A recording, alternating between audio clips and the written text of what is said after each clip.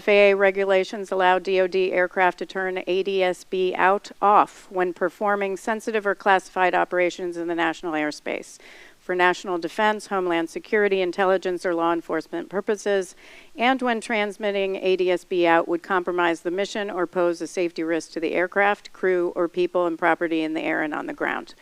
A memo from the Department of Army dated August 9, 2024 outlines when ADSB out should be turned off within the national airspace.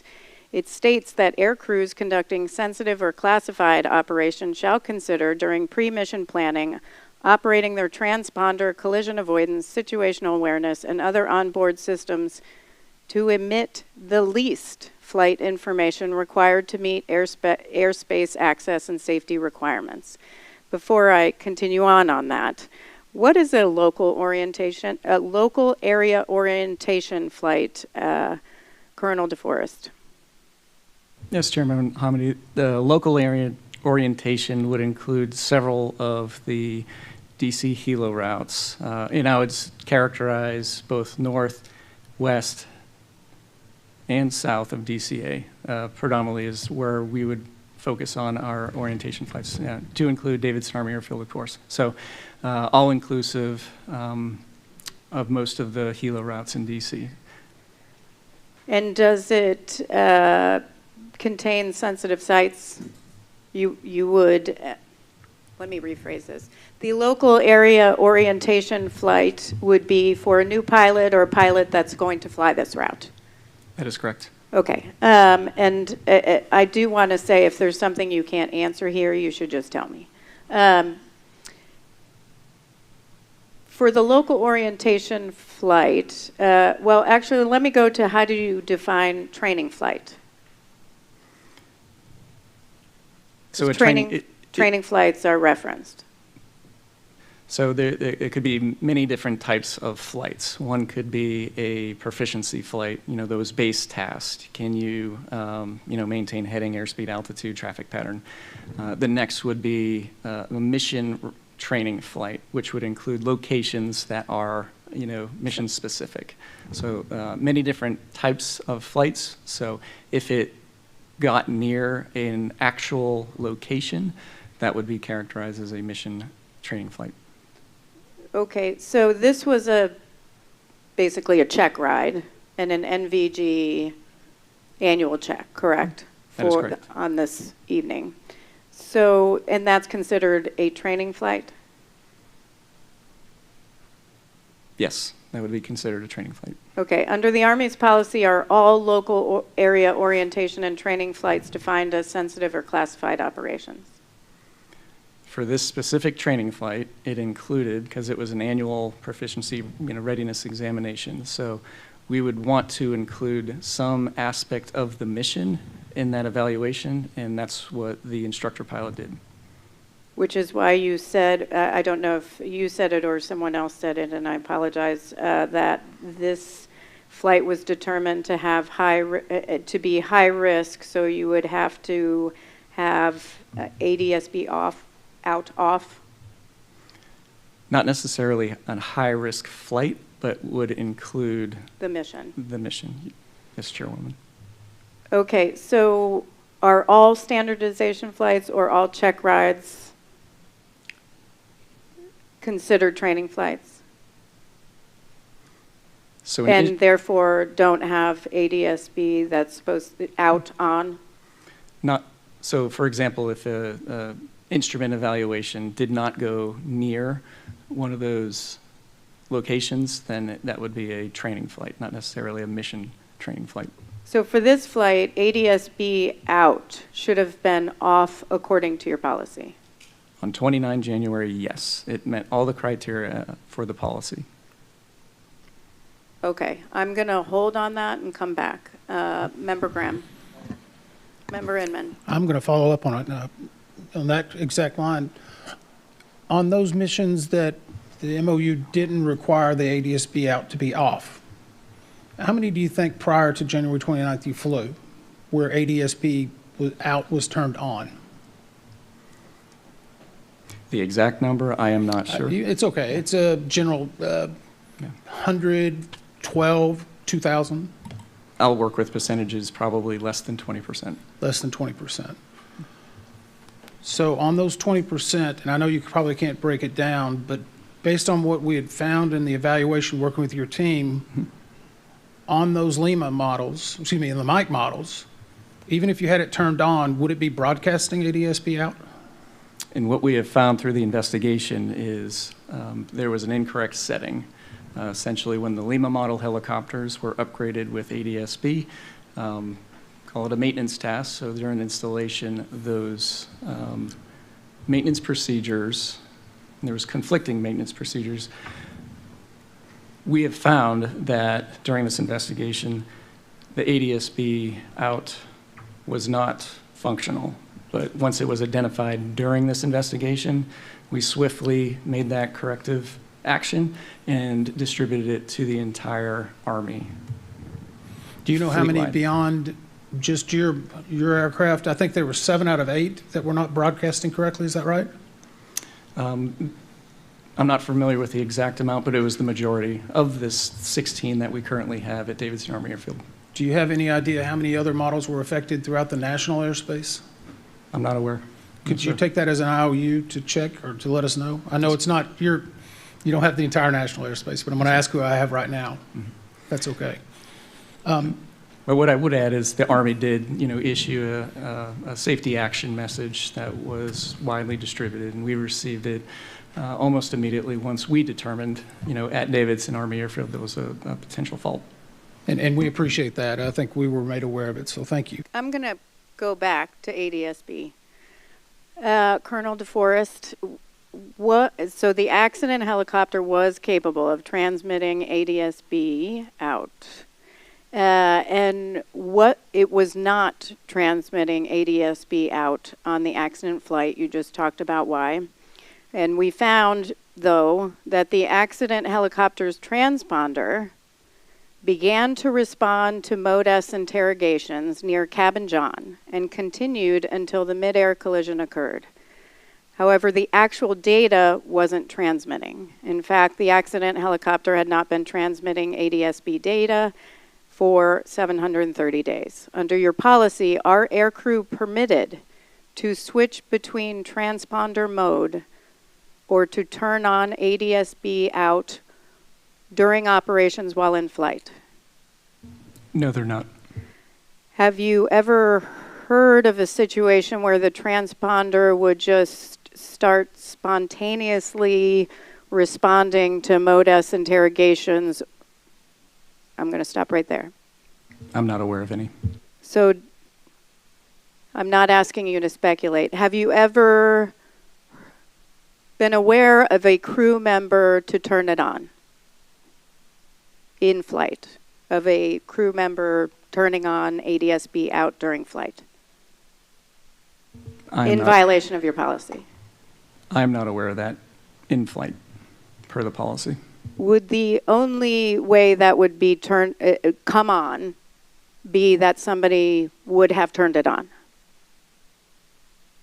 Or is there some other way? I believe it would probably take human interaction to turn ADSB out on in a Lima model, because it's several steps. That's what I'm going to ask you. What's the process for turning it on? Having never flown a Lima model, I'll defer to Mr. Van Vechten behind me of what that procedure is. Yes, turning on the ADSB out in a Lima model, you have to go through several different pages. Mode S is 2 button pushes, though. So you would have to you would have to go through several menus. Yes, ma'am, that's correct. That. Okay.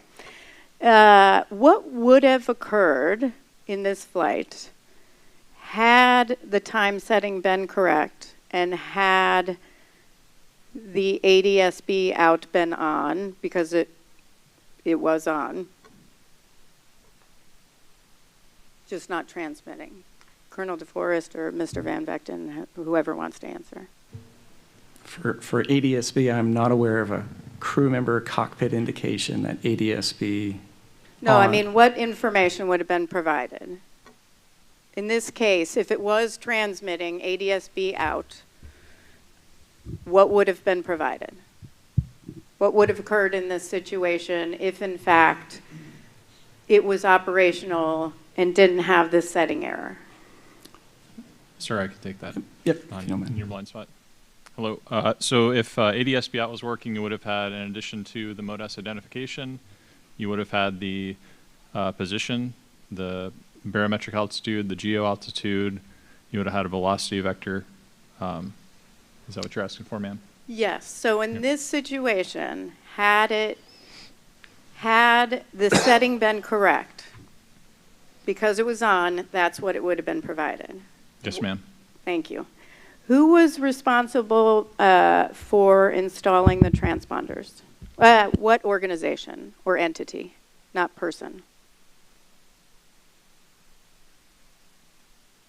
If you don't know, you can get back to me. Yeah, we'll get back to you, but it was a fielding team, just like we do all of our modification work orders for new equipment to aircraft, ma'am. And it's various groups of contractors or civilians who go to units to do this activity. I see. So the Army contracts it out, and then a contractor would do it. Or a civilian group could do it as well. Okay, great.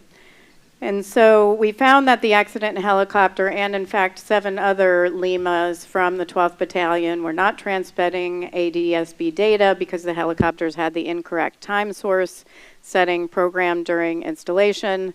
The setting should have been 059, but it was 153. The work order for installation that I looked at of the APX-123 transponder contained instructions to set the time source on the RCU to the 153 setting. The work order for the installation of APX-123A, same thing, APX-123, but this one was A, transponder it included instructions to set the time source to the 059 setting. Is that correct? No, I'm over. Instruction. I don't have the instructions memorized, ma'am. We can get back to you. Okay.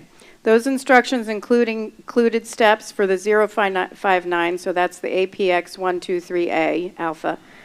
Those instructions included steps to use a transponder test set to confirm proper functionality of ADSB, specifically that the test set received the flight ID, aircraft address, and the GPS position and altitude information. Prior to the accident, did you do any sort of checks on the ADSB to confirm that they were in fact installed correctly? To my knowledge, we did not conduct those checks based on conflicting maintenance manuals. And prior to the accident, were there any sort of checks prior to takeoff to ensure that ADSB worked if, in fact, you weren't going to a mission site? There was no procedure in place. However, every flight out of Davidson, they do that check today. And that's what I'm about to ask you. So talked about the safety alert for a second because you did take action with that information. Yes, ma'am, we did immediate action. What did you do? Well, our maintenance OIC, and working with the OIC officer in charge, Okay. in working alongside AMCOM and the NTSB, worked to package up essentially the language in the ASAM, the safety action message. And almost immediately, once that message or that procedure was established on the airfield, within a day or so, we reconfigured all aircraft at Davidson Army Airfield and had successful ADSB out checks. So essentially a safety alert went out, to paraphrase. That is correct. And this is my last question on this. Will you include those checks during regular maintenance intervals in the future, or what are you doing now? Right now, every flight is checked. And is that 12th Battalion or Army-wide? I can only speak for 12th Battalion. Can anyone else speak for the rest of the Army? Ma'am, I'd offer for the Army, it's assessed as a high risk if they don't have ADSB out. So it's incumbent on the unit to probably check that. Otherwise, they're going to have to say it's a high risk. But by that I mean that if it's automatically high risk if they have ADSB installed and they don't know that it operates. If they know that it operates, then that de-escalates the risk. I mean, that an 06 like Colonel DeForest doesn't have to approve every single mission that happens. So it pushes the unit to want to be in compliance. So do you know for sure this is not? So that we're these check- we're tracking the field's compliance with ADSB out. We know it's over 95% now. The numbers probably changed since I looked at it. The checking ADSB out? Yes, sir. Okay. Or yes, ma'am. Thank you very much. Member Graham?